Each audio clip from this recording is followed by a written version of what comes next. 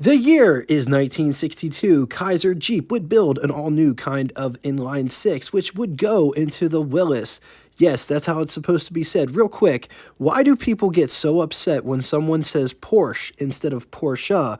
But when it comes to Willys, more people say it wrong than right. Anyway, Willys would use this engine in the Jeep wagon and truck models, among other models. The engine was 230.51 cubic inch displacement overhead cam, which wasn't common in the US in the 60s. Pontiac Sprint is the only other engine that comes to mind when thinking of an overhead cam in the 60s in the USA. It's worth pointing out that the Jeep engine beat the Pontiac engine to market, and it was the first time a USA manufacturer offered overhead cam engine since the Crosley engine in 1949.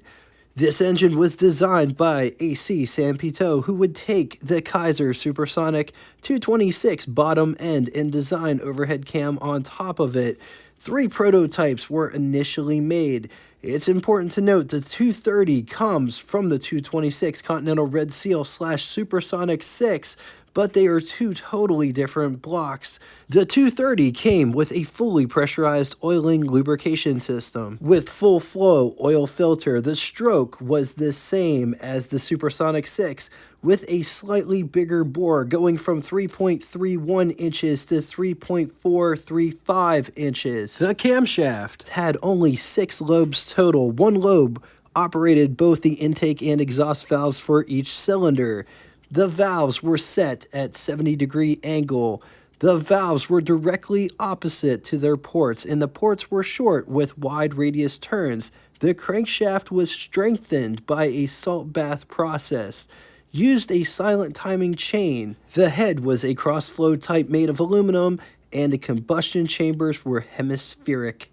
230 cubic inch displacement Tornado, overhead cam, inline 6, 3.7 liters. It was good for anywhere between 133 to 155 horsepower, 4,000 RPM, 210 to 230 pound-feet, or 285 newton meters at around 1750 RPM with a bore of 3.34 inches and a stroke of 4.48 inches. Compression was either 7.5 to 1 or 8.5 to 1. And it's important to note, with the high compression head, it used dome pistons. With the low compression head, it used flat top pistons. 4 main bearings. The engine weighs at 575 pounds. Years this engine was used was 1962 through 1965 in the US. This engine did see a second life in Argentina, and they made this engine into an incredible icon. From 1965 through 1982, they were able to get up to 350 horsepower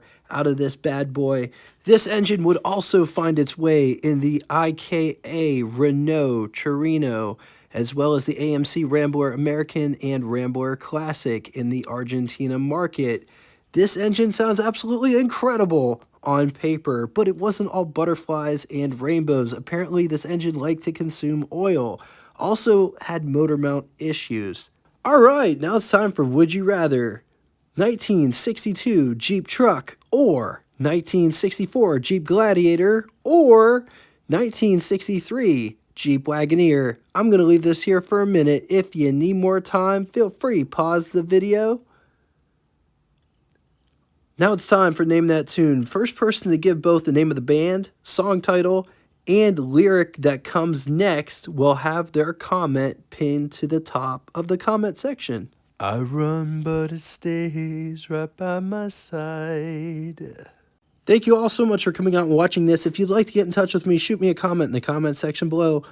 Or check out our Facebook group that correlates with this YouTube channel. I call it the After Party. It gives you the opportunity to share your rides, stories, experiences.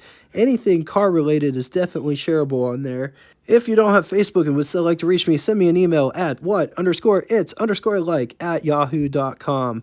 If you just stumbled upon this channel for the very first time, I'd like to invite you to check out this channel.